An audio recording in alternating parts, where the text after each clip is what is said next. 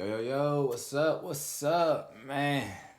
So yesterday we talked about, the uh the good things that could happen on Facebook, the mentorship program. Speaking of that, real quick. So I got another hit, another guy who wants me to help him craft lyrics, and he wants to learn how to become a better lyricist. And I was like, that's dope, and like I said, hip hop. But I'm sorry, y'all, we got to talk about the evil side of Facebook. Yeah.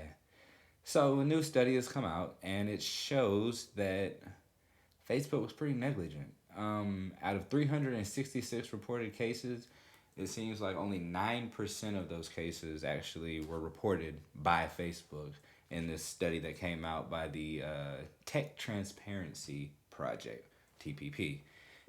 They found that 300 of the cases just nothing happened, nothing was said about it. These were accounts of pedophiles who were, basically to a degree breaking standard but not getting caught. The report showed a man from Rhode Island who was acting as a teenage girl who was trying to lure boys into a live stream to get them to perform sexual activities on live stream. There was a Kentucky man who was basically, I think he believed, my bad, I believe he sent 1,000 messages at least to just one teenager. And then there was a convicted Missouri sex offender who was able to have access to a 14-year-old girl through Facebook Messenger. And these are this is a continued habit or a pattern that shows Facebook's lack of urgency in attempting to protect the sexual exploitation of children. In 2016, BBC did their own study and they have found Facebook accounts, and they were able to retrieve at least 20 pictures of lewd conduct of underage pictures and things like that. And then when they responded or sent it to Facebook, they basically only reported 4 of the 20 pictures, and it's just a very, very interesting thing what happened with that. And this is all on the heels of the FOSTA SESTA. So that is legislation that is, to a degree, allowing law enforcement to hold tech companies and social media companies liable for the content that is produced or comes out on their platforms. Now, there's this bill that's going to be co-sponsored by Lindsey Graham and Richard Blumenthal, and this bill is called the Earn It, I think the Earn It Act, and so it's basically saying that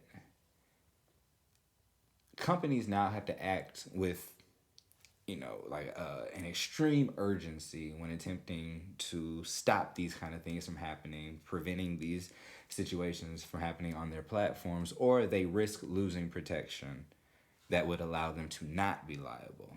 So, companies like Facebook, who didn't want to report, or they failed to comment during this report and things like that. So, these kind of companies are now, you're going to see a lot of changes happening to the media platforms that you're using. For example, if you're a content creator and you're using YouTube, you've noticed now every time that you post or upload a video, you have this thing that says, is this for kids, yes or no? Because now you have to let people know. You have to instantly let people know if this is for kids, if it has kids in it, because it's flagging for things that are going to be considered inappropriate.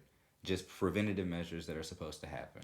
Now, some people are worried that this is going to go ahead and strip away from certain free speech rights that are protected on social media platforms.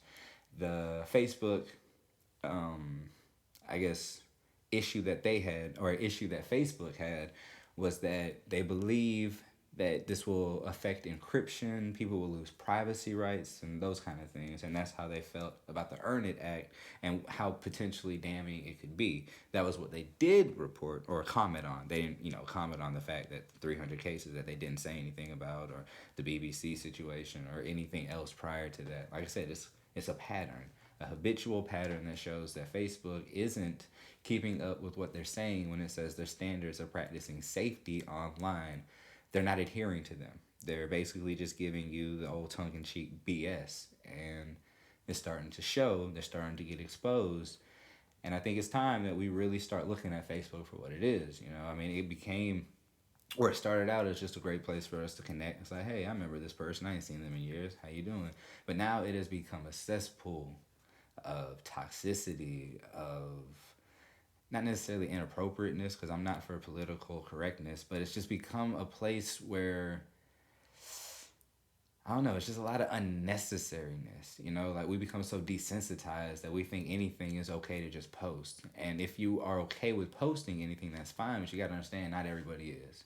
You know what I'm saying? So just sometimes take into account that you're on the internet. The internet is here forever, and there's certain things that you probably just don't want to be remembered for dropping.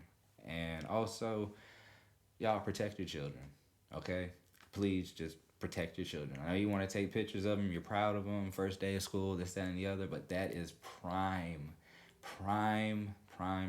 place for these pedophiles to get these pictures, to send them to their friends, and do all kinds of things. So, look, please protect the babies, get them through school so they can help change the world. All right?